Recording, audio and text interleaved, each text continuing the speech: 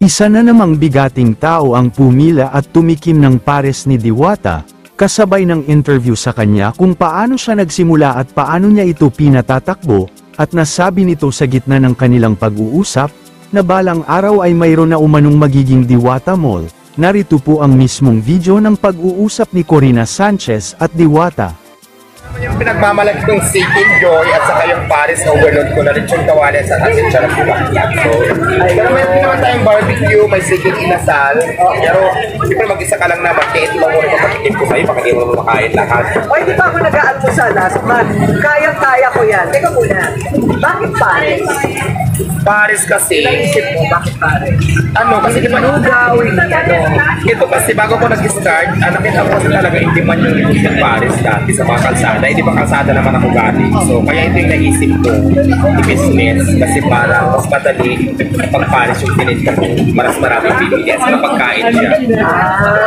Okay. So, kung galing ka sa ilalim ng tulay at walang-wala ka, paano ka namuunan? Ayan, ito na nga, nag-start tayo, hindi muna Paris. Nag-start tayo ng 5,000 pesos na ito kung saan sahod ko ito ng construction worker ako. Nag-construction Yes, ka? construction worker ako dati. So ngayon, kaya ako nawala sa pag-construction kasi di ba nag-pandemic, bawal lahat ng mga trabaho. So may naipon akong 5,000 pesos sa sweldo ko. Ayan yung pinuhunan ko ng sigarilyo, soft drinks, na muna yung mga tinda ko dati. Ganyan, tapos yun nga, medyo maging maganda naman at saka naging masinod ako yung kitaan doon. So hanggang sa nag-ipon. Tapos may friend din ako na wala ng trabaho kasi dahil sa pandemic, ano naman siya, tigaluto. So dito ko na-adapt yung pagluluto ko sa kanya, tinuruan niya ako. Ayun, okay. Kaya naging Paris na siya ngayon. Pero may mga sigarilyo soft drinks pa rin naman ako. Nandito ako. Diwata Mini Mart ako. Hindi ko rin nawala yan siyempre kasi hindi naman nag-start. Diwata Mini Mart? Ayun sa kapila. Ano lang yan? Kasunod na yan, Diwata Mall.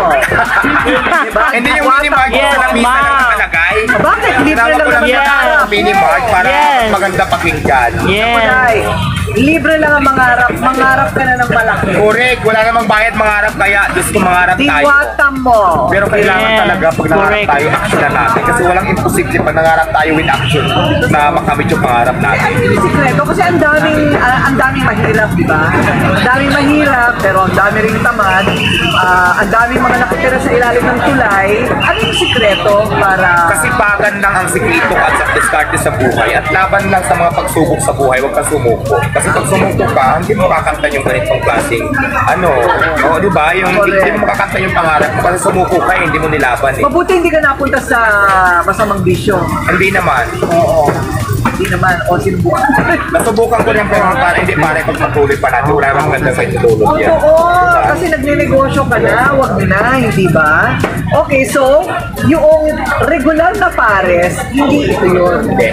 Paano mo naisip na ang rekado mo ay chicharon bulaklak at saka, Lechon kawali. Lechon kawali. So ito na nga, dati kasi beef pares talaga ako with beef mami. Ganun yung tawag dito sa mga pares kanto. Kaya lang, sa lugar namin, sa sobrang dami na magpaparis, parang pari-parehas na lang kami ng tinda. Nag-isip ngayon ako ng kakaiba. Naisip ko yung overload. Actually dati yan, may kasama pang tuwalya yan, tapos balat ng baka o baboy ba yun ay mga ganyan. Eh, tinawag ko siyang overload. Ngayon sabi ko sa halagang 100 pesos with anti-rice, parang lugi ako. Tinanggal ko ngayon yung ibang kasangkapan dyan. Ginawa ko lang 2 menu pan, 5 makulugi sa anti-rice. So, lechon kawali lang yung natira sa sarong bulaklak. So, ayan, dyan ako nakilala. Yan yung pumatok sa tao. So may kita ka naman. Sabi nila, paano pa kaya kumikita itong si Diwata? Ay, napakamuga. So, kumikita ka naman. Mayroon naman, bariya-bariya lang. Hindi na ako naghahangad ng malaking kita. Ang importante dito, marami tayong napapakain na busog sila. Marami tayong natutulungan. Ako naman, kumita lang ng 500, 300. Matira, okay lang. Basta ma-shoulder ko lahat ng expenses ko. Masuldahan ko yung mga tao ko. Lahat ng mga expenses ko, mabayaran ko. Okay na yun sa akin. Pero may kita naman, kaya lang hindi talaga kalakihan. Pero, ang yaman mo na. Paano nangyaring yumaman ka? Hindi ako mayaman. Actually, yung pera ko, bigay-bigay lang ng mga mayayaman din. So, wala pa akong yaman, madam. Gumanda lang ako, pero hindi pa ako mayaman. Ano po ang inyong masasabi sa pag-uusap na ito ni Corina at Diwata mga ka-YouTube at mga ka-Facebook? Comment po kayo. Marami na naman ang nagsasabi na kung maliit na tao yan hindi bibigyan ni Diwata ng ganyang oras.